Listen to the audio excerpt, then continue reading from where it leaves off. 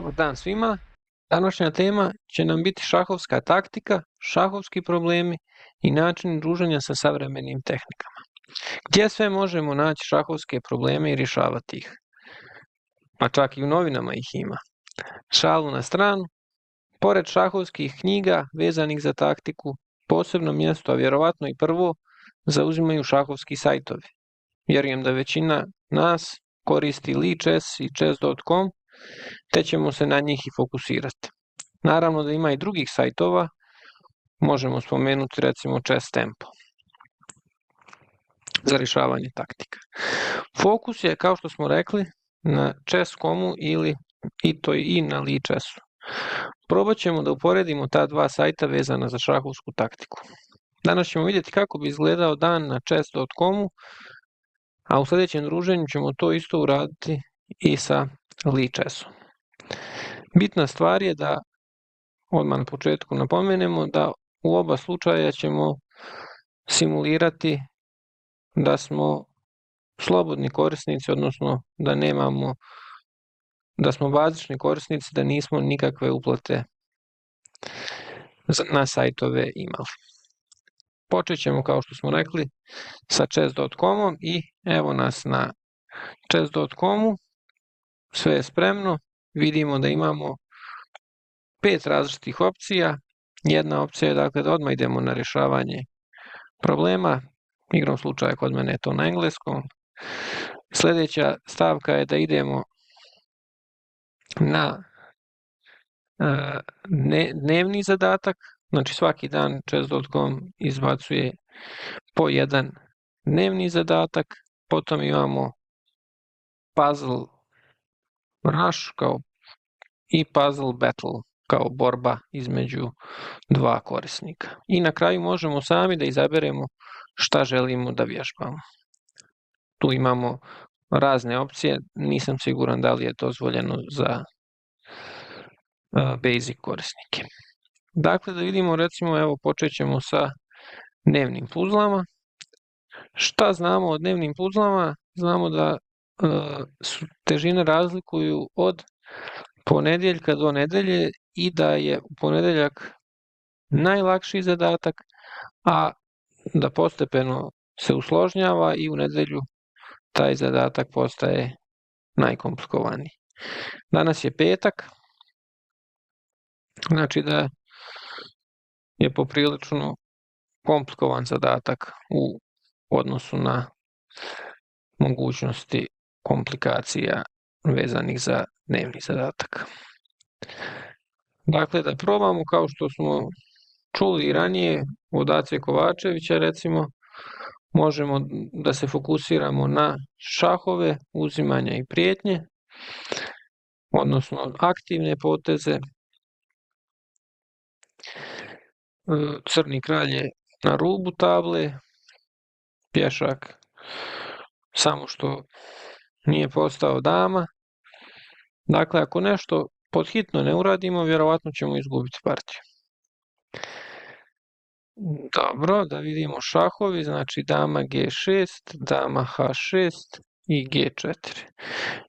Generalno, naravno, preporučuje se da se rješava bez strelica kad igramo partiju ili kada, naravno, najbitnije kada igramo partiju, nemamo pravo, mada sada kada igramo preko interneta imamo i tu mogućnost, ali ako smatramo da je šah ipak ako hoćemo da igramo šah bez ikakvih pomagala, onda bi trebali to da radimo bez strelica.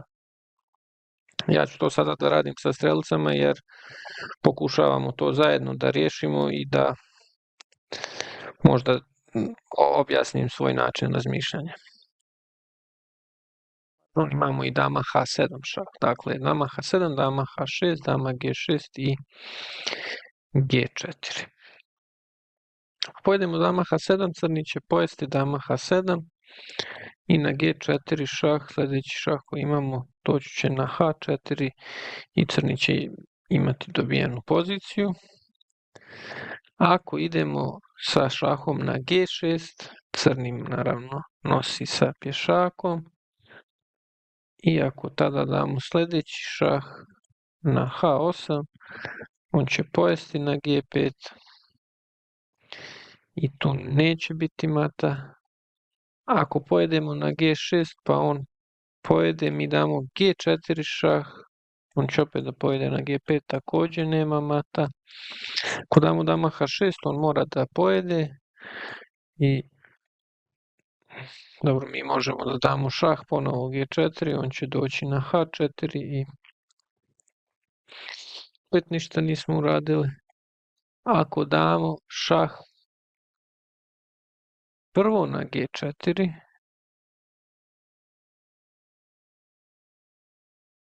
može da nosi na g5 ili da dođe na h4. Ako nosi na g5, onda imamo dama f6 šah, pješak nas brani, koristimo da je njegova dama vezana, te ne može da nosi na f6, mora da ide kraj h4 i kraj h6, pardon, i kada dođe na h6, tada dajemo šah na h4, mora da se zakloni i pošto je naš pešnik već na g4, mi nosimo dama h5 mat. Međutim, na g4 on ne mora da nosi, kao što smo rekli, nego može da igra kralj h4 i u tom slučaju mi opet imamo dama h7, dama h6, dama ne dobijamo ništa i ako pojedemo dama g6, on kad nosi hg6, tada imamo šah na h8, međutim poješće nam na g5. I ako priđemo kralj g3 sa idejom f4 mat, on može da brani sa top a4 i tada nemamo ništa. Znači izgleda prvi potez nije šah. Dobro, znači prvi potez nije šah. Koje su nam druge opcije uzimanja? Već smo rekli, to su sve šahovi, znači nisu ni uzimanja, ako naravno nešto ne grešimo. I još jedna opcija može biti da priđemo kraljem na h3 i onda imamo te razne prijetnje koje smo već spomenuli. Možda prijetimo g4, šah i na, recimo sada na kralj g5, dama f6, dama h4 i dama h5 bi bio mat, kao što smo rekli, i sa time smo oduzeli protivniku mogućnost da dođe kraljem na h4. Dakle, nakon ovoga poteza mi prijetimo g4 sa matom. Šta može crni da igra? On opet šahovi uzimanja prijetnje za protivnika. Ako igra dama f5, mi bi gurali g4 i dali bi mat. Ako bi igrao dama g5, mi bi pojeli dama g5. Ako bi pojeo on na e5, onda bi mi nosili, mi bi dali šah na g4 i nakon kralj g5, dama e5, šah ne može da se pokrije zbog vezivanja i ako ode h6 možemo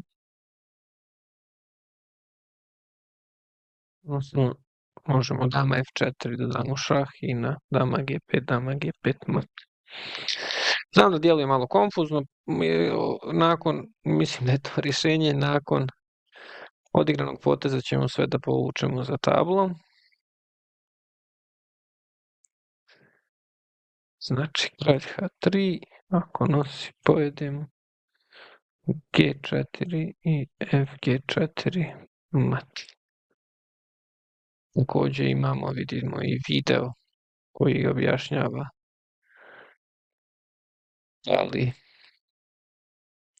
koji objašnjava sve finese sve finese pozicije. A možemo ovdje da kliknemo na analizu. Unaprijed se izvinjavam korisnicima ne znajući, provjerit ću da li je dostupna analiza ako vjerovatno neka limitirana, ako valjda barem dozvoljavaju da se pomjeraju figure.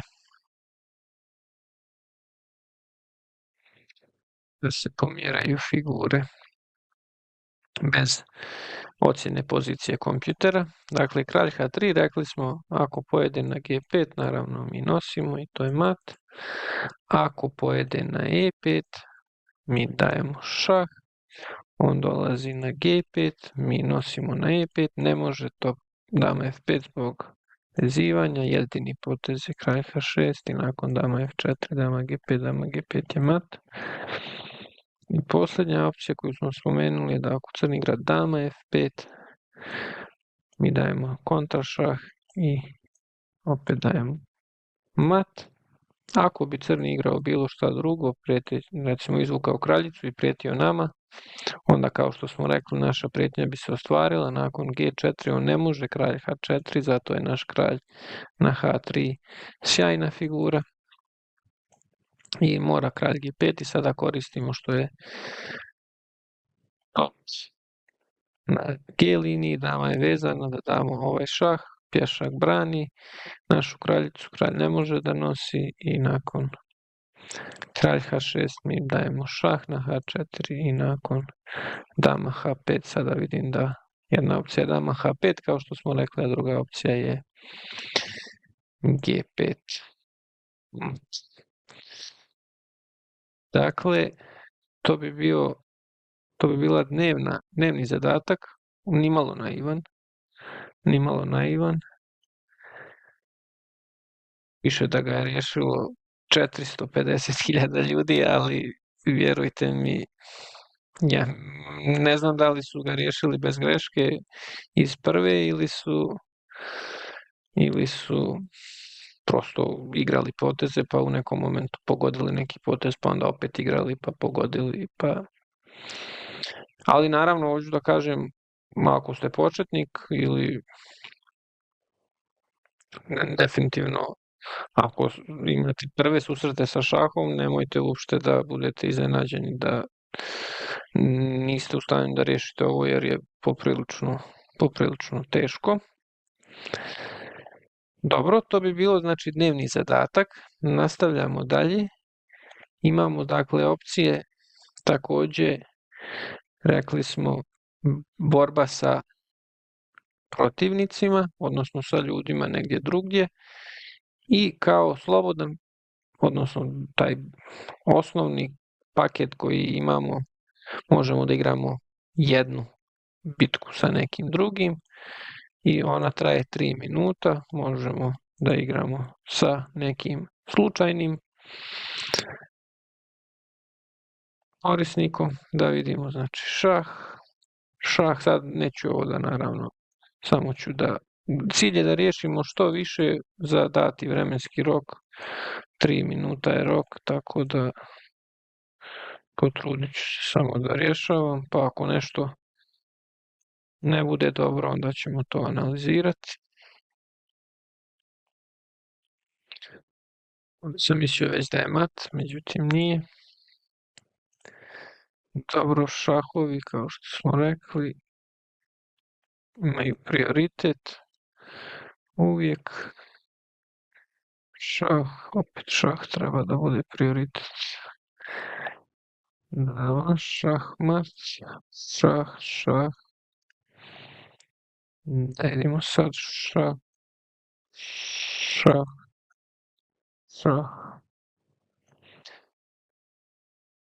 Možemo pojesti, možemo dati šah, pa dati mat. Šah.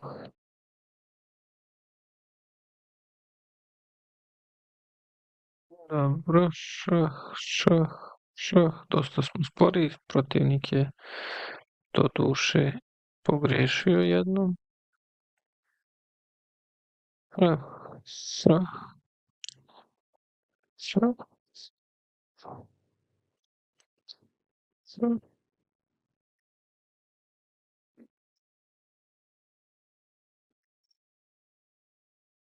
Ma, serija laganih problema. Sve. Sve. Sve. Dobro. Sve. Pojedemo. Topom ili kraljicu. Kraljica. Sad imamo dupli šah i mat, veoma lijepo. Ugušeni mat.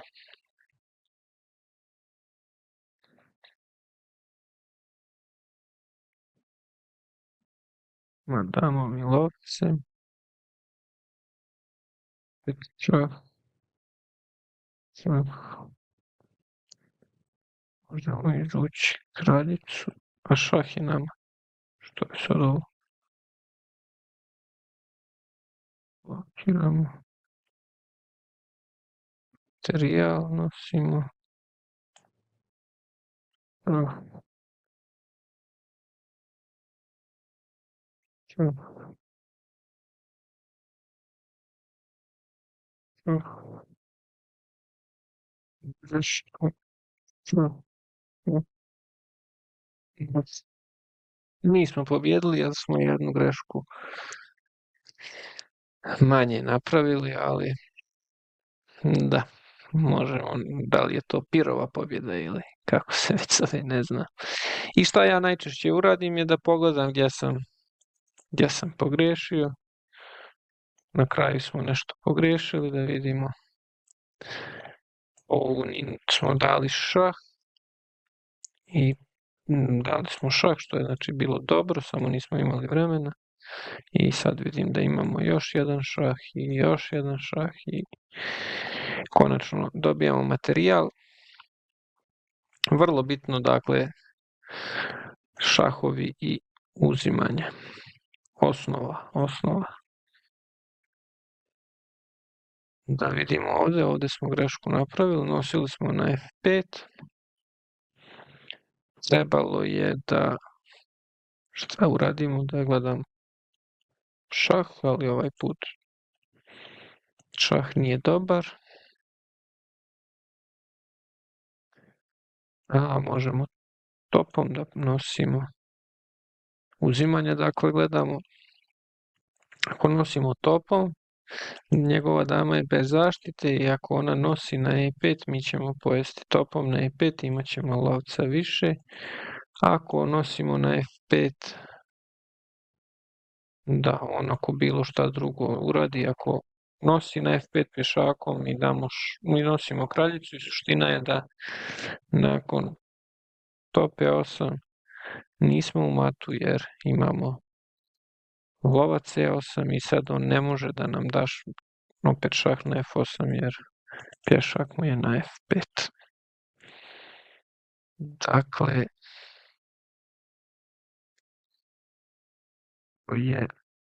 to je to. Ovo je malo uzeti više vremena nego što sam planirao, tako da ipak ćemo nastaviti sa chess.com-om u sljedećem druženju, a onda ćemo se poslije fokusirati na Lichess. Uglavnom napravit ćemo, nadam se, jednu cjelinu i skupit ćemo na kraju napraviti presjek stanja i razumjeti koje su nam opcije za rješavanje zadataka. Pozdrav!